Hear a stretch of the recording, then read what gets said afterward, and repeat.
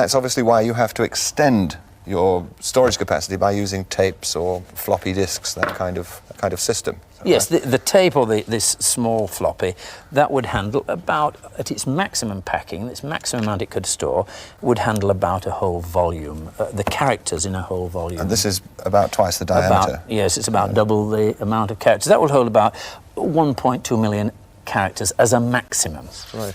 And for really big storage jobs, I suppose you need those really big hard disk memory banks, is that right? Well, this one isn't one of the biggest. It's a sort of medium-sized machine, and this disc will hold about 80 of those novels, or the characters out of 80. That's not just one novels. disc, is it? There are several. Now, there are 5 discs here, and the heads go in between to read the data, which is stored magnetically on those discs. And we can load it on the machine quite simply like this, bang, bang.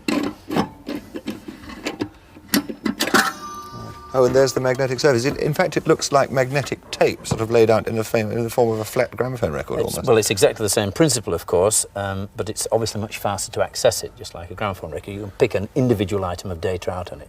Right. Mind your thumb.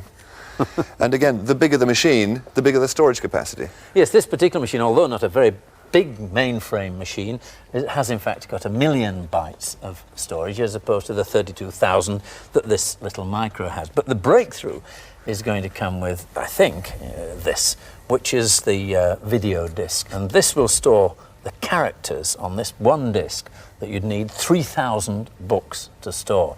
And another way of putting it, for example, with cassette tape, it would require enough cassette tape to stretch from London to Chicago, and it would take 4 years to read that cassette tape. The capacity to store the equivalent of 3,000 books is like the size of an encyclopedia. Well, you'd actually get the whole of the Encyclopedia Britannica on this disc. Well, let's just peep into the future for a moment, and we've got a little program lined up here, which could be the encyclopedia of the future. If I type in Space Shuttle,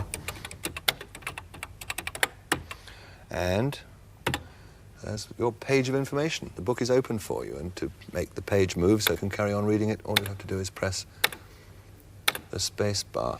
What's more, this is something a video disc could do in the future. Not only do you have pages of written information, but if you typed in the word picture,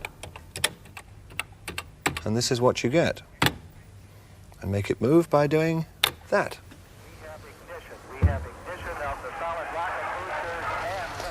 But uses like that for the video disc are still a long way in the future.